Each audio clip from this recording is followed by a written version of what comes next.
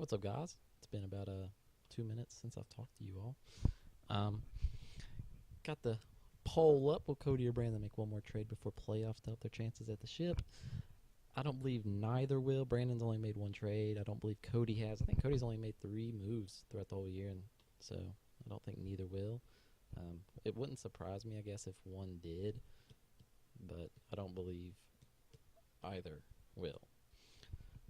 Got a few things to talk about before we get into the recap. Most past 2 weeks where I've not been to a video. This past week we had a hype of the trade that just went through.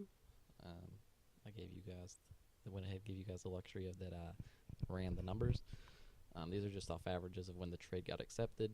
So that was 3 days ago.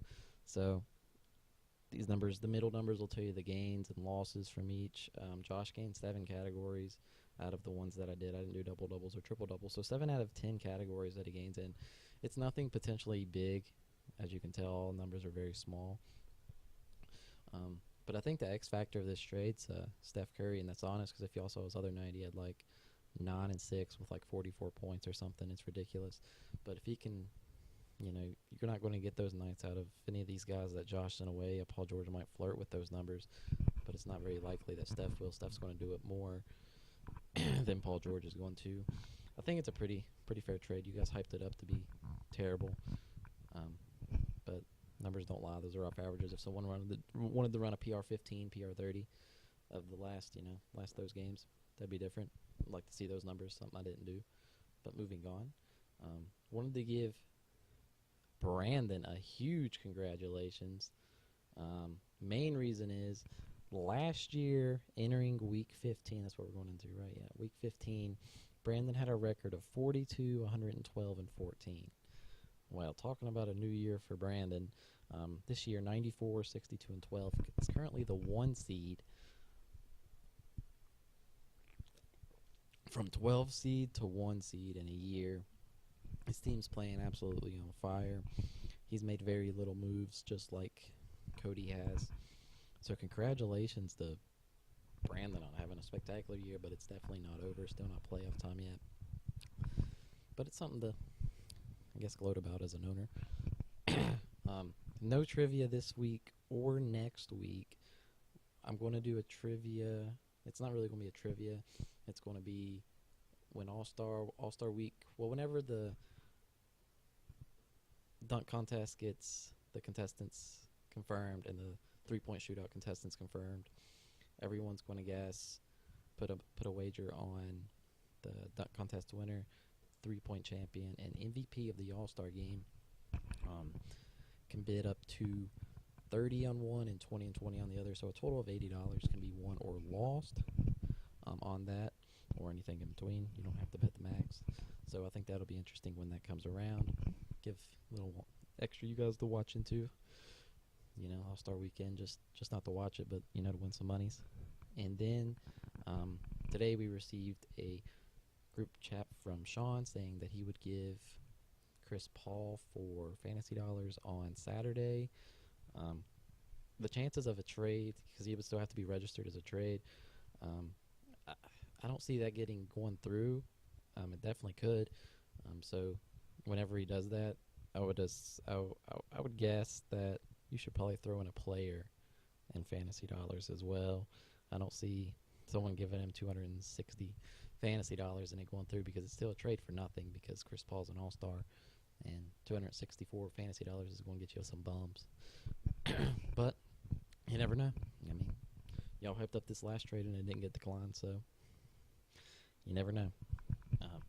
But let's move on to week 14's recap. A little longer video this one is because of all my talking. I apologize. Brandon with the slapping of me, 11-0-1. Couldn't even get a category. I guess it's just a normal week for me. Brandon had a fantastic week. Moving on down, Heath goes 8-4-0 over Josh. Good week for Heath. Not so hot for Josh. Sean squeaks one out against Santana, 7-4-1. Both of these two teams have lost some players due to injuries since I've talked to you all. It's definitely starting to show, for sure, with not as dominant as they once were. Cody still as dominant as could be, 9-3-0 over Victor. Pretty sure Victor didn't set his lineup a couple days. Don't know if it would have mattered. It could have because he only lost by 7 steals. No, it wouldn't have mattered. He still would have lost. So good week to Cody. Still wasn't a bad week for Victor, though. No, take that back. It's a bad week for Victor. Moving on down, Austin with the shocker of the week, winning 7-5-0 over John. I don't think he set his lineup either. I'm pretty sure that's what John said. Interested to see what Austin's numbers would have been if it was set. It's a big week to Austin. Moving on to week 15, can he go 2 in a row? He does get me in week 15, but I'm doing match of the week, and that's going to be Team Well and Heath. Should be a really good matchup. Haven't looked much into it because just got the computer back. First glances, Brandon's got one player with 2, a bunch of 4s and 3s. Hayward only 2 games this week. That's going to hurt Heath because that's a big name. KD only 3 games. Westbrook, though, 4 games, so that'll be really good. It's Paul George for 3. Still think Brandon wins. I don't know what their benches look like, obviously, but I do believe that Brandon wins 9-3-0. I'm thinking it's dominant.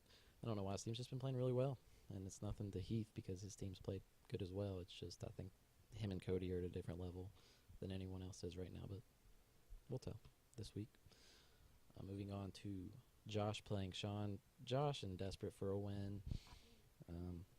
He hasn't looked at his lineup today because it's a half a roster here, so I'm not going to get to tell much by looking at his team. Sean's got a bunch of 3s, some 4s. Sean needs the win. It's going to be interesting to see if he does. I'm gonna put Sean on upset alert this week and say that Josh pulls it out 6-5-1. I'm gonna say Josh pulls it out. I just want to see how that trade affects him. Really do.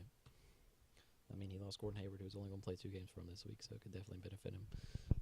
And as long as those day-to-days play for him. If not, then Sean's going to win. Moving on to Santana and Cody. This probably would have been matchup of the week if Santana hadn't been struggling so bad. He's got a lot of injuries. He's lost Rudy Gay, Bradley, Evan Fournier been playing. Al Horford's day-to-day. Can't tell their bench. Cody's been on fire. Don't expect it to change. I'm expecting a killing, a 10-1-1 this week from Cody, and to go into the 1 seed in the West. It's going to happen. It's just a matter of weeks, but it should happen this week. Unless Sean just dominates, then it won't happen, obviously. Victor and John playing. John coming off a really bad week. I'm losing to Austin. And then Victor, who didn't really have a good week either. John has a lot of Chicago players. I do know that.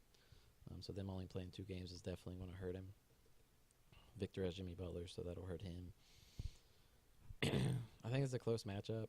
I'm going to go in favor of John, though. I think it's super close. Actually, no, they're going to tie 6-6-0. That's what I'm going to go with, 6-6-0. That's how close it's going to be. And then Austin playing myself. I need a win bad, but it's the battle of last place in the division. First glance, he's got a bunch of 3s, which is nice to see. Definitely got more 4s, but I do have a 2. I'm going to go in favor of myself. Still got people that don't really play, like Okafor. That Hernan Gomez guy, this guy right here, he balls, and then they just bench him. Don't understand. But I'm going to go in favor of myself. I think LeBron gets another triple-double again. He's been hot, and I think I'll win 7-5-0. Check out the standings. Like I said, Brandon's on first number 1 seed now. Looking real good. Up 7.5 games over Santana. Victor's 11.5 back, and then everyone else is pretty much not coming back. Sean's up 1 game on Heath, and then 4.5 on Cody, and then John's still in the mix, 11.5 back. I mean, he could still definitely could still get it. I'm nowhere in contention. I still think Cody will come out as the leader in the East. I said West a minute ago, sorry. I think Cody does come out of the East, though, and Brandon will come out as the top seed in the West, making their playoff bracket much easier. As you can tell, we'll check it out what it looks like now. I'm the winner of me and Josh playing week 1 of playoffs would have to play Brandon, which isn't a good matchup. Then these two coming out of bye weeks, Cody and Santana would play. And then you got Heath and Victor playing. That's something they probably definitely don't want. And then the winner of John and Austin would play Sean. I think Sean and John would be a really good matchup. So maybe that switches around. Us bottom teams are pretty close in records besides John. John might have the 7 seed locked up here in a week or two if he can keep winning. But good luck to everyone here. Oh, and by the way, power rankings are: first was Brandon, second was Cody. Top 2 dogs it's been here of recent. Third was Heath, fourth was Austin, fifth was John, sixth was Sean, seventh was Victor, sort of a split between Sean and Victor. Eighth was myself, ninth was Josh, and 10th was Santana. New low for Santana, new high for Brandon.